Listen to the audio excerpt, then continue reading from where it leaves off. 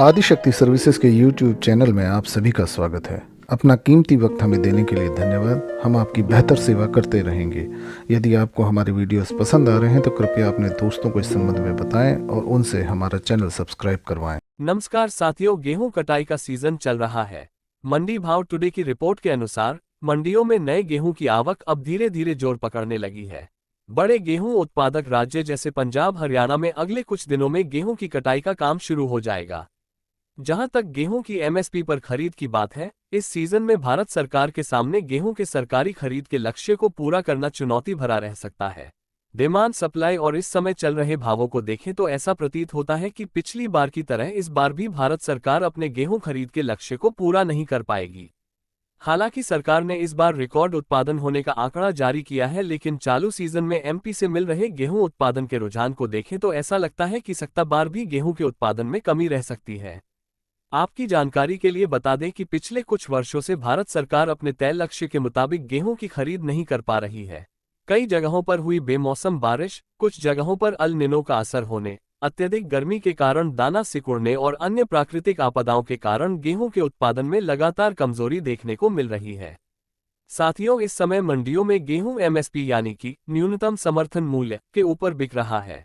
भावों का एमएसपी से ऊपर रहना एक प्रारंभिक संकेत है कि इस बार भी सरकार अपने लक्ष्य के मुताबिक गेहूं की खरीद नहीं कर पाएगी, वह भी उस समय जब गेहूं का सरकारी स्टॉक 6 साल के न्यूनतम स्तर पर आ पहुंचा है। गेहूं की पैदावार कम होने के चलते एमएसपी पर सरकार को गेहूं नहीं मिलता है तो एक तरफ जहां सरकार के सामने बहुत सी समस्याएं खड़ी हो सकती है, वहीं किसानों को अच्छे भाव मिलने के कारण थोड़ी राहत देखने को मिल रही है, क्योंकि गेहूं की फसल सरकार द्वारा तय एसपी के ऊपर बिक रही है, जिससे उनको पिछले कुछ वर्षों के मुकाबले अधिक मुनाफा होने की संभावना है। अगर भारत सरकार द्वारा पिछले वर्ष यानी कि 2023 में गेहूं की खरीद के आंकड़ों के बारे में बात करें तो पिछले साल सरकार ने 1 अप्रैल से गेहूं की खरीद की शुरुआत की थी। सरकार ने लगभग 262 लाख टन गेहूं की खरीद की थी। यह आंकड़ा खरीद लक्ष्य से लगभग 79 लाख मैट्रिक टन कम था।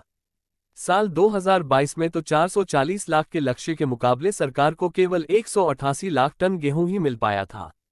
वहीं अगर हम इस वर्ष यानी कि 2024 में सरकार द्वारा की जाने वाली गेहूं खरीद के लक्ष्य के बारे में बात करें तो इस वर्ष का यह आंकड़ा 320 लाख टन गेहूं की खरीद करने का है।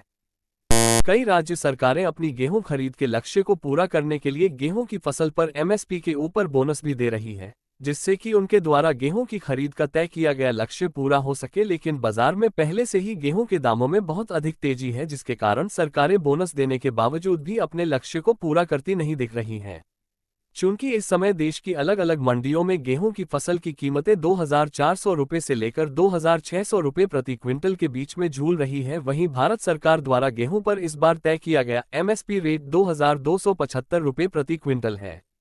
भाव में अंतर को देखते हुए किसान प्राइवेट व्यापारियों की तरफ जा सकते हैं। हालांकि इस वर्ष भारत सरकार अपने लक्ष्य को पूरा कर पाएगी या नहीं, ये तो आगे आने वाले वक्त में ही पता चलेगा। साथियों, इस समय सरकारी गेहूं स्टॉक पिछले 6 वर्षों में सबसे निचले स्तर पर देखा जा रहा है।